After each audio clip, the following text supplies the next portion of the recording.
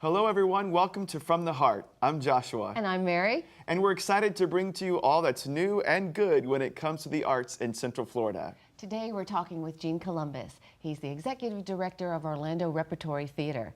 And now we're going to learn a little bit of Gene's vision of the future for Orlando, the Orlando Rep, and for you. Hi.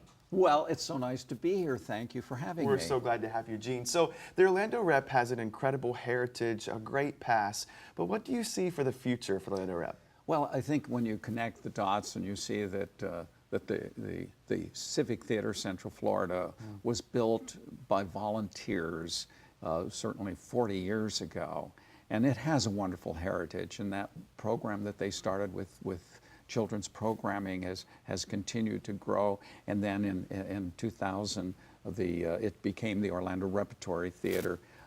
And we connect the dots and we look to the future. And I believe it's more of the same, trying to make sure that as many children get an opportunity to participate in this. And we have a very, very active program in ensuring that Title I schools get to come in. And United Arts of Central Florida is very, very instrumental in helping throughout our community to bring kids to experience art and arts and culture.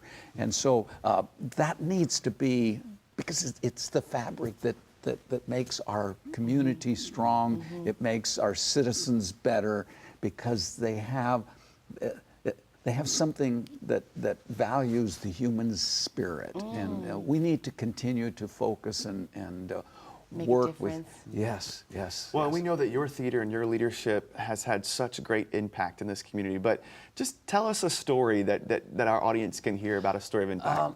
There's a wonderful story about a play we did at the height of the recession, and during the recession, headlines were about depression. And so we have an amazing artistic director, Jeff Revels, and Jeff selected a play called 100 Dresses. And this play is about a little girl during the Depression that wears the same tattered blue dress to school every day. But at school, she's taunted by the girl that has the pretty dresses with all the ribbons. This little girl in her tattered dress brings bread for lunch. And said, "Why do you always bring bread?" And, well, I like bread. And then when another student offers her an apple, oh, she only likes bread. Mean. And we have that moment in the play in which the bully, why can't you have an easy name to say like Smith or Jones? And why do you wear that same ugly dress to school? Well, the little girl, just out of desperation, I have 100 dresses just as pretty as yours at home. How could you possibly have 100 dresses in that shack you call a home? Mean. When you looked in the audience, you saw there were tears there just as well as on stage. And also, you're like that. Because sometimes kids do not know how mean they can be. Well, at the end of the play, the bully does find redemption, but she also finds that there were 100 dresses. And in the theater, we brought up the lights, and all around the top of the theater are these beautiful dresses that she had drawn. Well, we were doing the show, and the students from Riverdale Elementary, because we send out the study guides and they got to read the book in advance, they decided they're going to do a dress drive, and they were going to get 100 dresses to take to Grant Avenue Elementary. So the kids did this dress drive, and I really got a lot of energy, and they collected over 300 dresses. Gosh. And these kids from Riverdale went down to Grant Avenue, and they set up a boutique. And how old are these children? A boutique with the dresses draped over the auditorium seats and balloons with the sizes. And the older elementary school girls took the younger ones shopping with that perfect dress, and they had donated ribbons and bags, and the girls got their beautiful new treasures, and the kids from Riverdale came to the Rep to see the show, and pride. Oh. Such pride. Oh. But the next day, there were still dresses. So they invited the Grand Avenue Elementary School girls to select a second dress.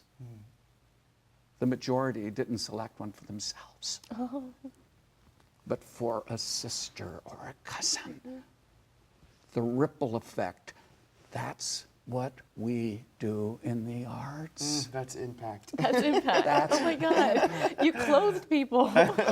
Yeah, and that's a story of theater literally changing lives. And that's what the arts do. That's why we're so passionate about it, all of us, is and because about empathy, that the kids wanted to be able to help because of this girl and the story. Yeah. I'm sorry to interrupt you, but I'm like so No, it's moved by true, that. and you just proved that through your story. But how else do you feel the arts can change community? I mean, how can Central Florida be a better place because of what we do and all of the artists and art leaders? How can it be a better place? I'm going to use myself as an example. When in 1977 they asked me to come to Central Florida, and I was very, very concerned because back then there was no classical music. There was the Florida Symphony Orchestra, there was Southern Ballet Theater, but there wasn't really a lot of art, and I almost did not come because I thought I was going to this desert.